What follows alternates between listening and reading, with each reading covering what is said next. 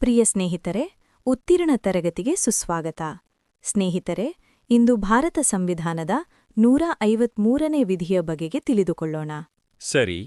ವಿಧಿ 153 ಭಾರತದ ಸಂವಿಧಾನದ 6ನೇ ಭಾಗದಲ್ಲಿ ಕಂಡುಬರುತ್ತದೆ. ವಿಧಿ 153 ರಾಜ್ಯಗಳ ರಾಜ್ಯಪಾಲರು. ಪ್ರತಿಯೊಂದು ರಾಜ್ಯಕ್ಕೂ ಒಬ್ಬ ರಾಜ್ಯಪಾಲನಿರತಕ್ಕದ್ದು. ಪರಂತು ಈ ಅನುಚ್ಛೇದದಲ್ಲಿರುವ ಯಾವುದೂ ಒಬ್ಬನೇ ವ್ಯಕ್ತಿಯನ್ನು 2 ಅಥವಾ ಹೆಚ್ಚು ರಾಜ್ಯಗಳಿಗೆ ರಾಜ್ಯಪಾಲನನ್ನಾಗಿ ನೇಮಿಸುವುದನ್ನು ಪ್ರತಿಬಂಧಿಸತಕ್ಕಂತಲ್ಲ. ಪರಂತು ಎಂದರೇನು? ಪರಂತು ಎಂದರೆ ಷರತ್ತು ಎಂಬ ಅರ್ಥಸಮಾನವಾದ ಪದವಾಗಿದೆ. ಸರಿ, ಈ ವಿಧಿಯನ್ನು ಇನ್ನಷ್ಟು ಸರಳವಾಗಿ ಹೇಳಬಹುದೇ? ಖಂಡಿತ.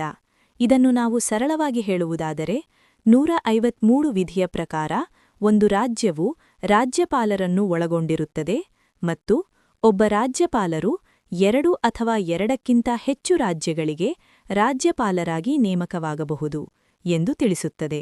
ಒಂದಕ್ಕಿಂತ ಹೆಚ್ಚು ರಾಜ್ಯಗಳಿಗೆ ಎಂದರೇನು?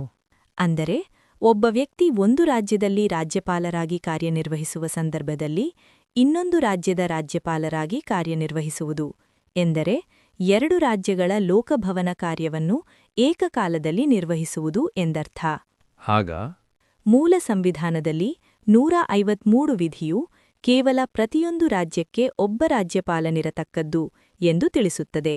ಆದರೆ 7ನೇ ಸಂವಿಧಾನದ ತಿದ್ದುಪಡಿ ಕಾಯ್ದೆ 1956ರ ಪ್ರಕಾರ ವಿಧಿಗೆ ತಿದ್ದುಪಡಿ ಮಾಡಿ ಒಬ್ಬನೇ ವ್ಯಕ್ತಿಯನ್ನು 2 ಅಥವಾ ಹೆಚ್ಚು ರಾಜ್ಯಗಳಿಗೆ ರಾಜ್ಯಪಾಲನನ್ನಾಗಿ ನೇಮಿಸುವುದನ್ನು ಪ್ರತಿಬಂಧಿಸತಕ್ಕಂತಲ್ಲ ಎಂಬ ವಾಕ್ಯವನ್ನು ಸೇರಿಸುವ ಮೂಲಕ ಒಬ್ಬ ರಾಜ್ಯಪಾಲರು 2 ಅಥವಾ 2ಕ್ಕಿಂತ ಹೆಚ್ಚು ರಾಜ್ಯಗಳ ರಾಜ್ಯಪಾಲರಾಗಿ ಕಾರ್ಯನಿರ್ವಹಿಸಲು ಅವಕಾಶವನ್ನು ನೀಡಿತು. ಈ ತಿದ್ದುಪಡಿ ಕಾಯ್ದೆಯು ನವೆಂಬರ್ 1, 1956ರಿಂದ ಜಾರಿಗೆ ಬಂದಿದೆ. ಅಂದರೆ 1956ರ ರಾಜ್ಯಗಳನ್ನು ಭಾಷಾವಾರು ರಚಿಸಿದ ಸಂದರ್ಭದಲ್ಲಿ ಅಲ್ಲವೇ? ಹೌದು.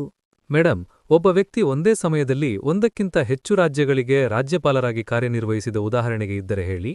ಬಹಳಷ್ಟು ಉದಾಹರಣೆಗಳಿವೆ. ಪ್ರಸ್ತುತ ಗುಜರಾತಿನ ರಾಜ್ಯಪಾಲರಾದ ಆಚಾರ್ಯ ದೇವವ್ರತ ಅವರು ಮಹಾರಾಷ್ಟ್ರದ ರಾಜ್ಯಪಾಲರಾಗಿ ಕಾರ್ಯನಿರ್ವಹಿಸುತ್ತಿರುವುದನ್ನು ನಾವು ನೋಡಬಹುದು.